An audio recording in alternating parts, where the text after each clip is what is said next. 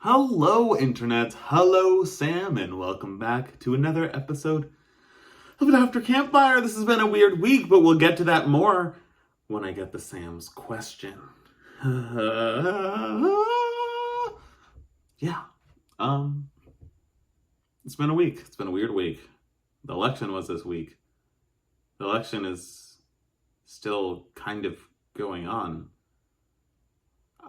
I knew this was gonna be likely, but also, it's so excruciating. So, few random things about Sam's video that I feel like I should acknowledge. I like how Sam was like, haha, I didn't fall into your trap of saying I was the god of chaos. I'll be like a god of art. But even in my video, I mentioned you might be the god of chaos or like a muse, which is a god of inspiring art and creativity.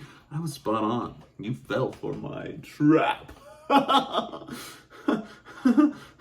Sorry, I'm trying to maintain my sanity right now. And yeah, no, that was a fun video. It's always fun when you have guests. I enjoyed having Melanie on the show.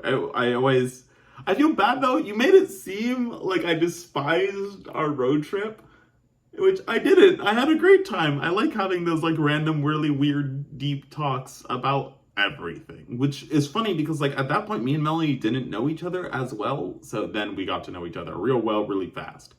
Yeah, so, and that was a fun trip. That was crazy. That was like when we traveled to Florida, and not, well, I traveled to Florida, Melanie was in Florida at the time, to go see Rachel Circus show, and it was cool.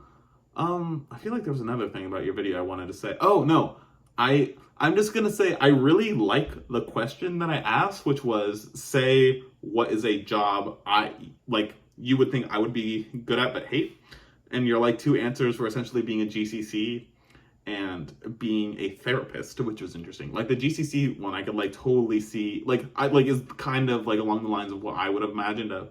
I would handle like organizing the chaos and like well, but I would just hate every minute of it because I'm just like, this is not what I want to do. I will do it. I will keep these kids organized, safe, and happy, but I'm just gonna be like, why? Why is this my job?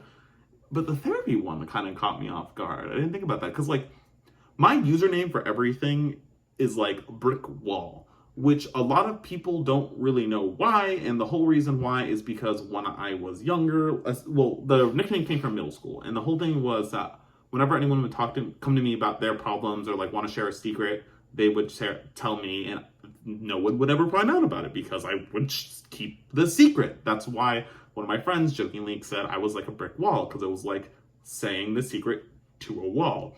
Not exactly the best compliment, but I liked it and it became my username for things. But like in middle school and high school, I was like the go-to person that like tons and tons of my friends would go to for their problems and stuff. And I don't know, that kind of lines up with what my life has been like a lot. But yeah, I don't know how well I would do that when I'm like dealing with children who are like suicidal or have like eating disorders and stuff. I would probably be like, I don't know if I'm the right person for this job.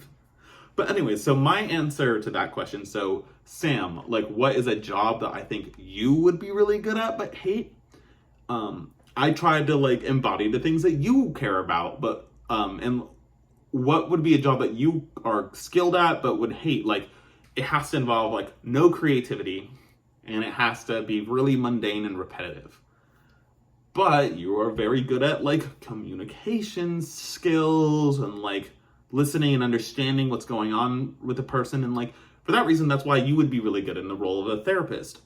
However, what role I think you would be good at along those lines but hate would be a speech therapist, where you have to listen to someone, how they speak, talk them through how to like understand their mouth and say the right words. Like I feel like that is a form of therapy that you would still be good at but hate doing, because it's like not like a fun entry into someone's brain. It is, let me teach you how your tongue works, child.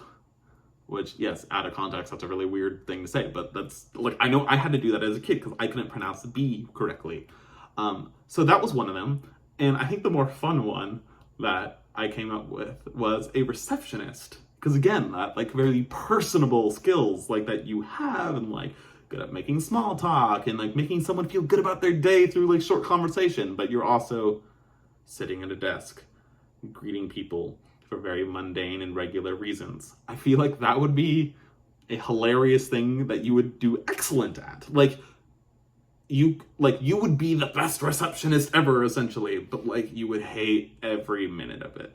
So those were the ideas that I came up for you.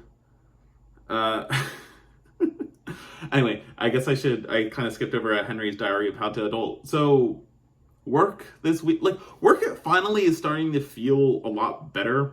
Like my manager and like this other guy who's like my second manager now, like when I finished this first task that I had that was like messing with my brain and I felt like I was failing epically, like when I finished it, my managers were like, that was awesome, like we would have gotten you a drink if this was like normal times and stuff. Like I appreciated that they acknowledged that, and like this other project that I'm working on starting to look good, and like I feel like I'm really starting to understand things, and that just feels good. Like I know I have next to no idea what my work will really be like in even a month or so, but like right now I feel like I reached a point where I'm not completely useless, which is great.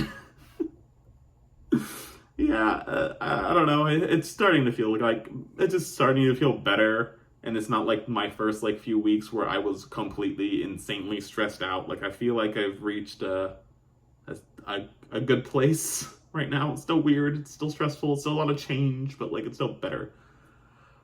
So that actually kind of reminds me of like when I started my job at Electro Impact when I moved to Seattle. I was like literally working on my own like all day every day for like months. I should really check out my After Campfire videos from that time and see what they were like, because I'm curious. Though that was during my first summer not at camp, so you know what? I probably wasn't really making videos. No, I would have loved to see what my reaction was at the time. I could probably find some, but not many. I'll dig into that. But Sam, your question was, I mean, obviously asking about the election made sense, but how you asked it was just like so perfect given how this week has gone. Because like I wrote down like part of it because you were like, tell us about the future and how we survived because survived the election, because like you want to know how we survived.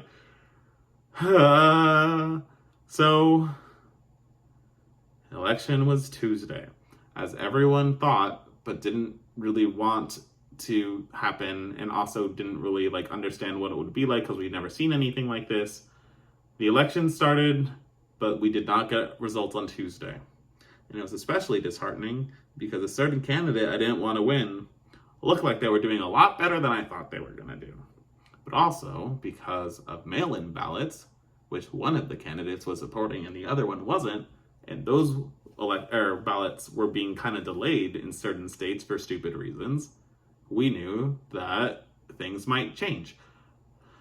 Either way, even knowing all these things, me and many, many, many people across the country and probably across the world have been keeping our eyes on the election, and it's been stressful, like nonstop, all day, every day, and it's been really hard to focus, which has been a problem with work this week, actually. I should have done more this week, but I was really freaking distracted. Yeah, that was a lot. And like there were protests for people saying keep counting the votes and don't count the votes, and there are legal votes, there are not legal votes, like la-di-da. Like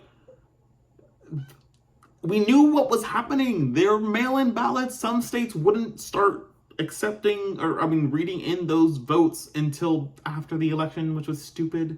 So like of course they swing one more than one way than the other. So like Trump went up and being like, yeah, we won. And also, yeah, let's stop all the vote counting in the states where I already am winning and keep counting votes in all the states where I am and where I'm losing. Like, it just keeps me on edge. It's stressful. It's insane. Like, the Trump campaign is suing like every state they're losing in by a small margin. I just want it to be over with. I think, here's the thing. You asked about the future and how we survived. I think right now we are actually in a calm before the storm. I don't really know. I feel like on a civilian level, this has been a little bit tamer than it could have been. Like I said, there were some protests and stuff, but it seems like it's been all right. But once a little bit more solid, like final solid info gets out, like I think Trump's gonna go ballistic, and I don't know what that's gonna look like. So I think it's just gonna be chaotic and frustrating until January, which I'm not looking forward to, but at least I will be somewhat distracted. Well, I'm going to be distracted by my new job. I'm also going to be distracted by, like, we're cutting into holiday seasons, and sure, I'm not going to go to the East Coast like I have for the past years and years and years, but I'm going to probably I'm going to home for Thanksgiving for 2 weeks because I'm trying to avoid holiday travel during all the coronavirus stuff. So I'm going a week early and leaving a week late. So like anyone who's just traveling because holidays, yay! Like I won't be traveling near them. So hopefully I'll be on like near empty planes, which will be nice. Man, this is exhausting and I'm so ready for it to be done. And hopefully, Sam, when you're answering this question, it will be. So Sam, just to get one last political one out of the way. It's 2020, a funny year because it's like hindsight's 2020, la-di-da. How do you think you're gonna explain this to like your children or like the next generation? Like, I don't mean like the kids you're teaching in school. I mean like kids who aren't born yet. Like what this era was like and why it was like this, and like what do you think it'll look like in history books and stuff like that? Just tell me, what do you think the future how do you think the future is going to react to this past, and how do you think you are going to, well, our present, how do you think you are personally going to explain this to people that you know who are youths? I hope you're doing all right. I'm ready for this to be done.